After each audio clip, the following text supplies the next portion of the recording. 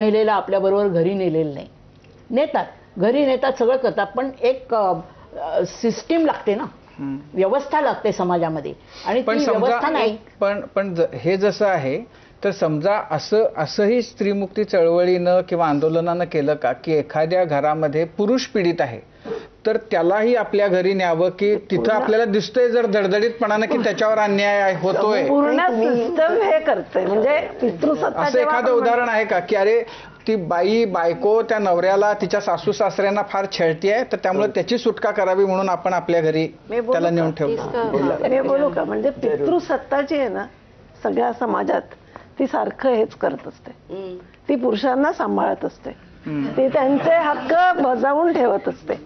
त्याच्या विरोधात काही छोटेसे आवाज आले. अशा बातम्या ज्या खूप येतात तर याच्यामध्ये म्हणजे ह्याला काही मध्यम मार्ग, काही म्हणजे याचा दुरुपयोग हाही एक चिंतेचा विषय आहे. म्हणजे नक्कीच की खूप मोठ्या प्रमाणामध्ये कायदा येऊनही बायकांना त्यांचं शोषण, त्यांना दिल्या जाणाऱ्या यातना, त्यांना कुटुंबामध्ये सासरी मिळणारी वागणूक, अनेक अशी उदाहरणं आहेत. म्हणजे अलीकडे आत्ता आणि चांगली म्हणजे काय म्हणू धनदांडग्या म्हटलं तर शिकलेल्या अशा कुटुंबांमध्ये सुद्धा मुली आत्महत्या करतायत सासरच्यांच्या हुंड्याच्या मागणीसाठी, तिथं कुटुंबात होणाऱ्या छळामुळं.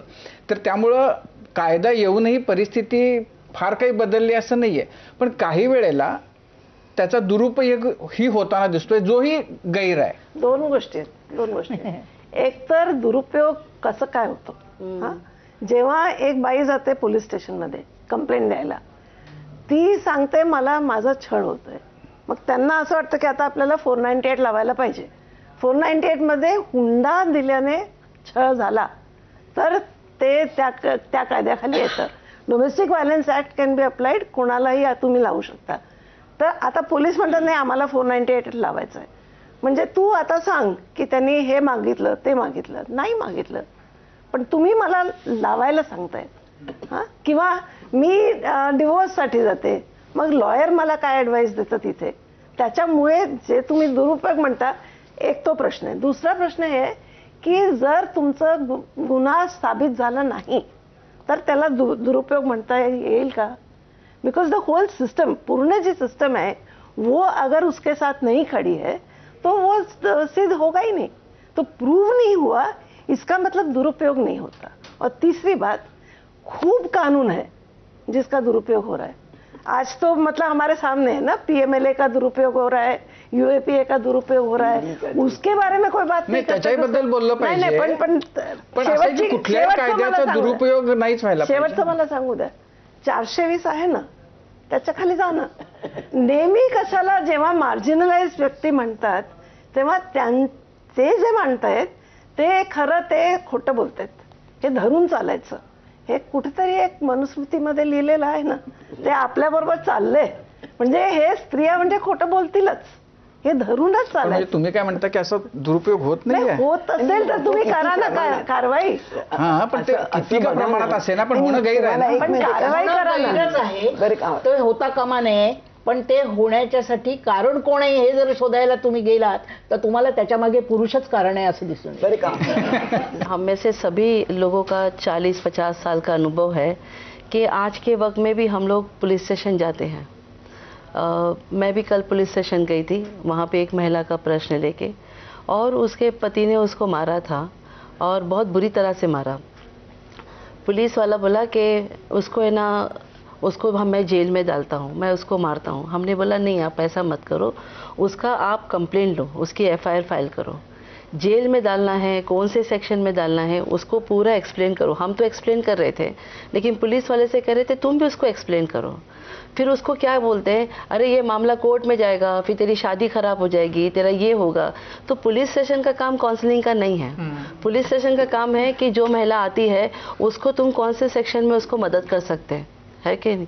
तो अगर पुलिस काउंसलिंग करती है और काउंसलिंग के साथ साथ में बीच बीच में बोलती है ये मामला तेरा आगे जाएगा, कोर्ट में बहुत टाइम लगेगा, तेरे को वकील का पैसा लगेगा, तो ये जो मिसयूज की जो भाषा है ये क्या बहुत आसानी से है, बहुत आसानी से है. लेकिन इसकी जो आंकड़े हैं वो बहुत कम दिखते हैं. पर ऐसा नहीं कि हम ऐसा नहीं बोलते कि मिसयूज नहीं हुआ. हर कानून जब बनता है तो उसका मिसयूज तो होता ही है, लेकिन महिलाओं के महिलाओं के बारे में हमेशा ये मिसयूज वाले शब्द बड़े बड़े बन के आते हैं। तो आप महिलाओं के प्रति जो है, जो महिलाओं की जो हिंसा के मुद्दे हैं, जो स्टेट की ज़रूरत है, पुलिस की ज़रूरत है, वहाँ पर वो आंकड़े क्या बोलते हैं, उस आंकड़ों के बारे में बात करना चाहिए। 2018 में जब अडल्ट्री का केस सुप्रीम कोर्ट में गया था, तो हम सब लोगों ने वो पूरा डाटा जो है वो सुप्रीम कोर्ट के दिया था। तो एक एक संगठन जिसके पास में 40-50 महिलाएं एक साल में आई है, उसके पास में सिर्फ 2 केसेस थे 498A के।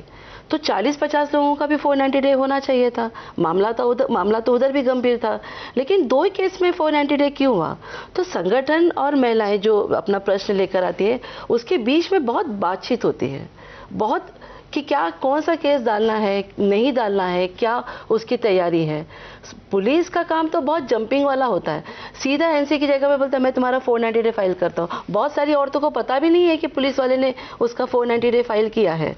उसको 2 साल 6 महीने के बाद जब उसको नोटिस आता है, तब उसको पता चलता है कि अरे ये तो कोर्ट का लेटर आया है, ये मैंने कभी केस फाइल किया था। वो दौड़ दौड़ के पुलिस स्टेशन में आती है, पुलिस का पूरा वो ऑफिसर ये वो सब। तो ये यहाँ पर फिर आता है कि वो औरत बोलती है नहीं साहब मैंने तो केस तो फाइल नहीं किया था।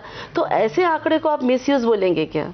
तो मुझे लगता है कि इस प्रश्न को और थोड़ा मतलब उस नजरिए से सोचने की जरूरत है। थोडक्यात म्हणजे असं की 498A चा दुरुपयोग म्हटलं की स्त्रीमुक्ती चळवळीला एकदम असं पित्त खवळतंय त्यांचं. आमचं कशाला पित्त कवळे? कोणाच्याही हातात